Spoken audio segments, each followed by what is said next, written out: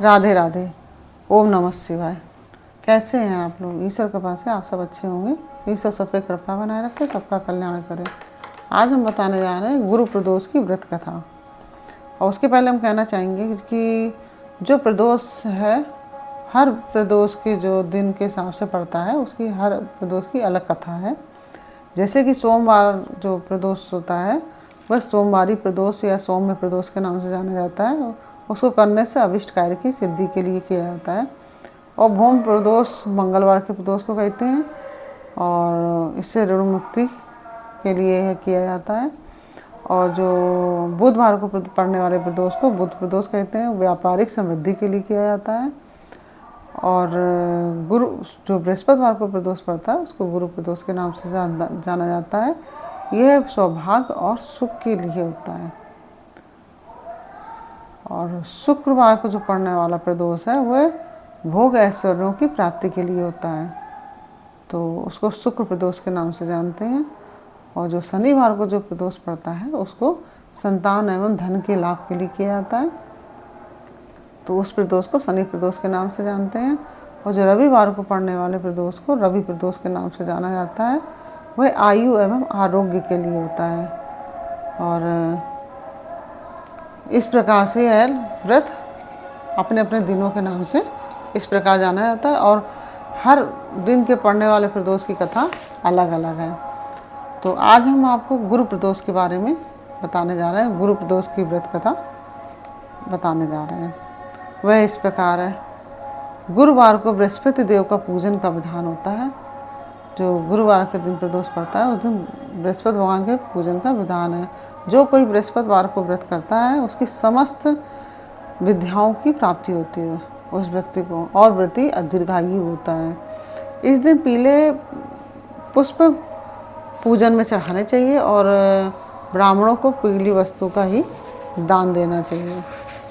और तथा पीली वस्तुएं जैसे नमक तेल सहित ये सब दान करनी चाहिए तथा पीले वस्त्र पहनने चाहिए। और गुरु प्रदोष की कथा इस प्रकार है। एक नगर में संजय नाम का एक सेठ रहता था। भगवान की कृपा से उसको किसी बात की भी कमी ना थी। वह सेठ बड़ा ही दयालु एवं दानी था, किंतु उसकी पत्नी उसके ठीक विपरीत बहुत कंजूस थी। वह भिक्षुकों को द्वार से खाली हाथ ही लौटा देती थी एवं पति द्वारा दिए जाने वाले दान को अत्यंत क्रोधित होती थी। जो पति उसका देता था दान, उससे अत्यधिक क्रोधित होती थी। एक दिन स्वयं बृहस्पति महाराज साधु के वेश में आए और भिक्षा के लिए आवाज़ लगाई।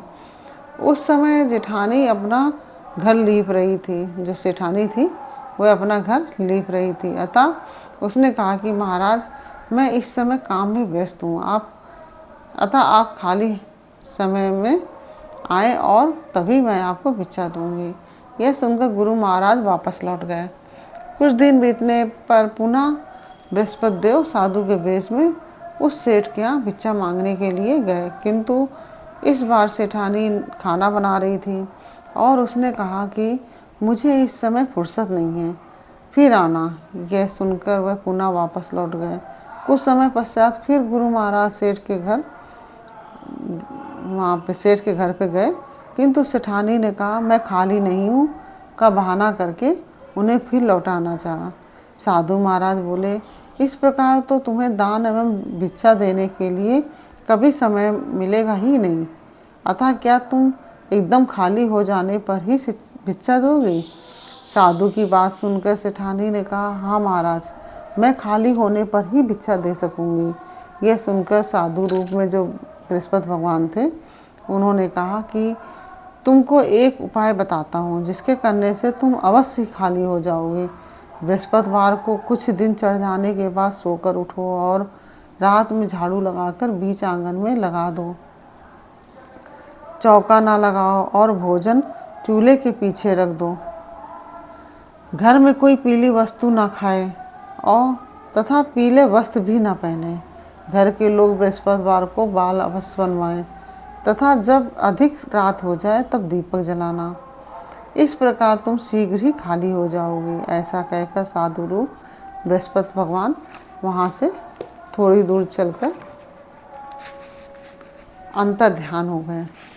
सेठानी ने साधु द्वारा बताए हुए कथन के अनुसार अपने कार्य आरंभ कर दिए और जिससे कुछ ही दिनों में सब धन दान आदि का नाश हो गया और वह भोजन तक को तरसने लगे।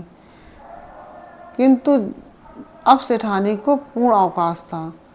कुछ दिन बीतने पर बृहस्पति महाराज फिर उस सेठानी के घर भिक्षा के लिए भिक्षा लेने आए। सेठानी साधु को पहचान कर बोली कि इस समय मेरे पास कुछ नहीं है, मैं आपको क्या दे सकती हूँ।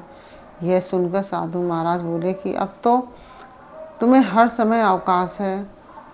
अब तो तुम्हें जो वो कहती थी ना साधु से कि हमें अभी अवकाश नहीं है, अवकाश होगा तब दूंगी, तो वही साधु महाराज बोले अब तो तुम्हें हर समय अवकाश है, अब तो तुम्हें कुछ हमें देना चाहिए।